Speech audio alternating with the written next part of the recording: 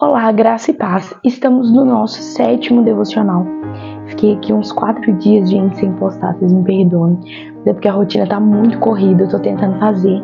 Tá muito difícil, mas nós vamos romper em fé. Até dia 31 de outubro, todos os vídeos vão estar aqui de Provérbios. Vamos à leitura?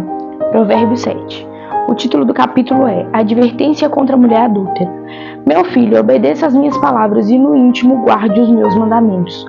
Obedeça aos meus mandamentos e você terá vida. Guarde os meus ensinos como a menina dos seus olhos.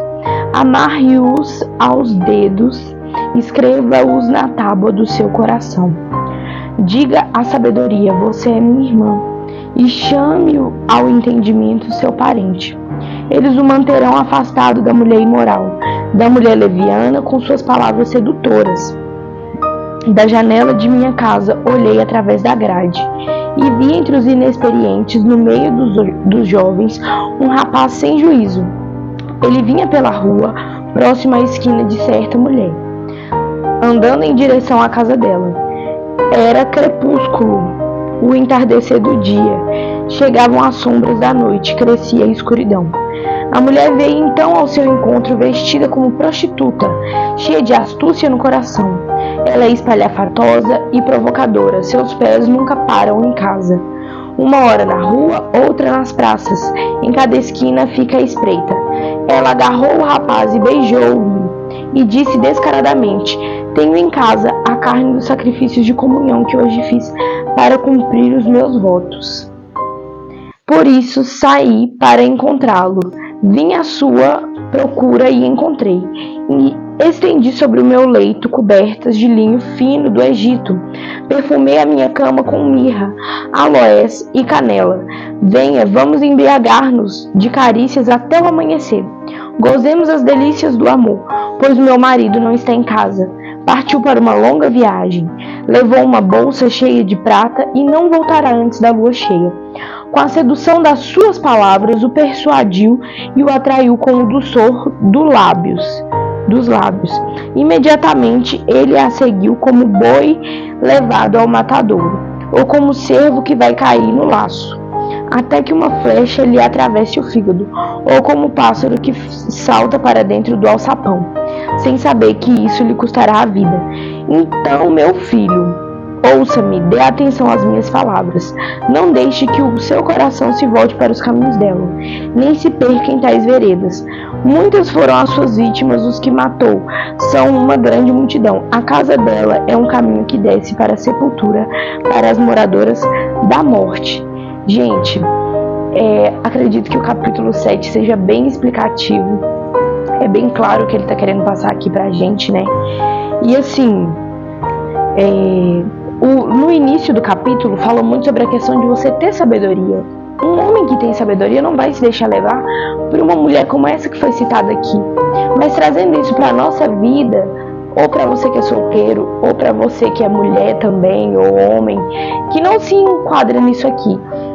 No geral, fala sobre como a sabedoria nos tira de caminhos tortuosos. Você não vai ir para um lugar errado quando você tem a sabedoria que vem do alto, quando você tem a sabedoria que vem do céu. Como o capítulo 7 é bem pequenininho, a gente vai fazer a leitura do capítulo 8 também. Então vamos para a leitura. O chamado da sabedoria. A sabedoria está clamando, o discernimento ergue a sua voz. Nos lugares altos, junto ao caminho, nos cruzamentos, ela se coloca ao lado das portas. À entrada da cidade, portas adentro, ela clama em alta voz. A vocês, homens, eu clamo, e a todos levanto a minha voz. Vocês inexperientes adquiram a prudência, e vocês tolos tenham bom senso. Ouçam, pois tenho coisas importantes para dizer.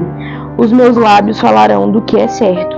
Minha boca fala a verdade, pois a maldade causa repulsa aos meus lábios. Todas as minhas palavras são justas, nenhuma delas é distorcida ou perversa.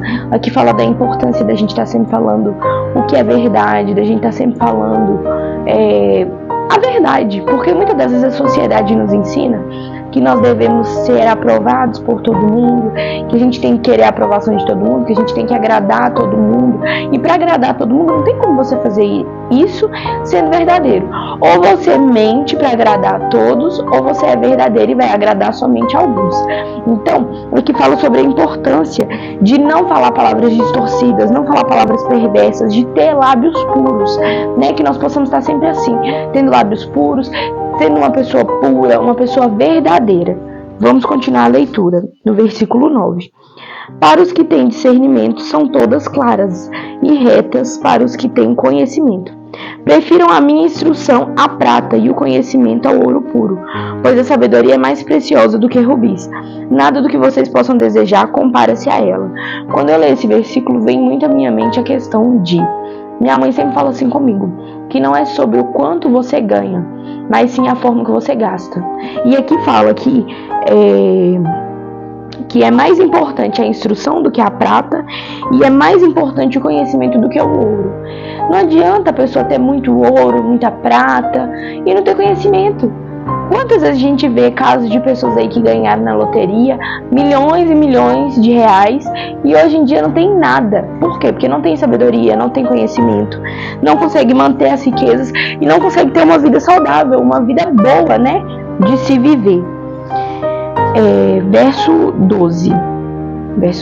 Eu, a sabedoria, moro com a prudência e tenho o conhecimento que vem do bom senso. Temer o Senhor é odiar o mal. Odeio o orgulho e a arrogância, o mau comportamento e o falar perverso. Meu é o conselho sensato. A mim pertencem o entendimento e o poder. Por meu intermédio os reis governam e as autoridades exercem a justiça. Também por meu intermédio governam os nobres, todos os juízes da terra. Amo os que me amam e quem me procura me encontra. Aqui fala sobre como que tudo que acontece é debaixo da permissão do Senhor.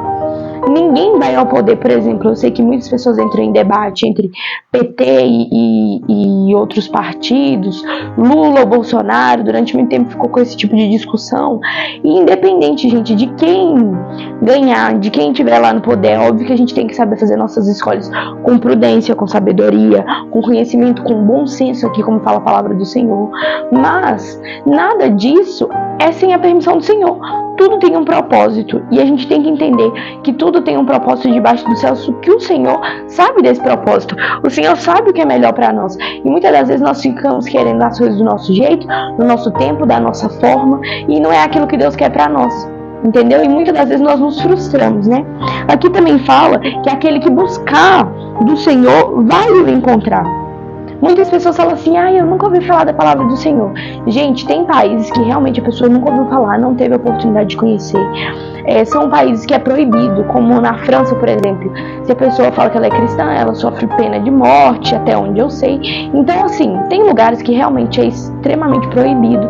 E mesmo assim tem pessoas que são cristãs lá. Agora no Brasil a pessoa vem falar isso, pra mim é falta de vergonha na cara. Porque no Brasil a cada esquina tem 3 igrejas, gente. A cada esquina tem 3 igrejas. Então, se a pessoa quiser, ela tem condições sim de buscar da palavra do Senhor. E aqui fala que quem me procura me encontra.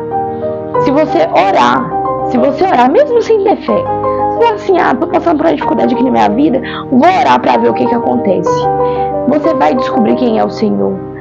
Vou começar a ler a Bíblia aqui, mesmo que eu não estou entendendo, eu vou lendo, um dia eu entendo. E aí quando você começa a entender, você começa a ver quem é esse Senhor. Quem é esse Senhor que você procura? Porque aí ele vai aparecer para você, né? Continuando no verso 18. Comigo estão riquezas e honra, prosperidade e justiça duradoura. Meu fruto é melhor do que o ouro puro. O que ofereço é superior à prata escolhida. Ando pelo caminho da retidão, pelas veredas da justiça, concedendo riqueza aos que me amam e enchendo seus tesouros. O Senhor me criou como o princípio de seu caminho. Antes das suas obras mais antigas, fui formada desde a eternidade, desde o princípio, antes de existir a terra. Nasci quando ainda não havia abismos, quando não existiam fontes de água. Antes de serem estabelecidos os montes e de existirem colinas, eu nasci. Isso é o Senhor falando dele, né? Eu nasci. Ele ainda não havia feito a terra, nem os campos, nem o pó, com o qual formou o mundo. Quando ele estabeleceu os céus, lá estava eu. Quando traçou o horizonte sobre a superfície do abismo, quando colocou as nuvens em cima e estabeleceu as fontes do abismo, quando determinou ordem, quando marcou os limites dos alicerces da terra. Eu estava ao seu lado e era o seu arquiteto. Falando sobre Jesus, né? Dia a dia eu era o seu prazer e me alegrava continuamente com a sua presença. Eu me alegrava com o mundo que ele criou e a humanidade me dava alegria. Ouçam-me agora, meus filhos, como são felizes os que guardam os meus caminhos. Ouçam a minha instrução e serão sábios, não a desprezem. Como é feliz o homem que me ouve, vigiando diariamente a minha porta, esperando junto às portas da minha casa, pois todo aquele que me encontra a vida e recebe o favor do Senhor. Mas aquele que de mim se afasta, a si mesmo se agride. Todos os que me odeiam amam a morte. Aqui fala sobre o destino das pessoas que não amam o Senhor, né? Gente, é claro que na sociedade que a gente vive hoje em dia, muitas pessoas falam assim, ai, que Deus ruim, que se eu não fizer o que Ele quer, Ele me manda pro inferno e não sei o que. Na minha mente é muito claro, se aqui eu não gosto de orar, se aqui eu não gosto de ler a Bíblia, se aqui eu não gosto de adorar o Senhor, o que eu vou fazer no céu? Então, né, se você não acredita, é melhor deixar pra lá. Mas eu oro a Deus todos os dias para que dê tempo dessas pessoas se arrependerem, para que o Senhor tenha misericórdia da vida delas, assim como o Senhor teve da minha, entendeu? Para que dê tempo dessas pessoas se arrependerem, delas conhecerem verdadeiramente a palavra. E aqui fala a questão de que quem ama a Ele odeia a morte, é nesse sentido, porque quem não se manter firme com o Senhor vai para o inferno. Quem não ama o Senhor vai para o inferno. Em Romanos fala que o que traz a salvação é crer que o Senhor Jesus é o meu único e suficiente Salvador.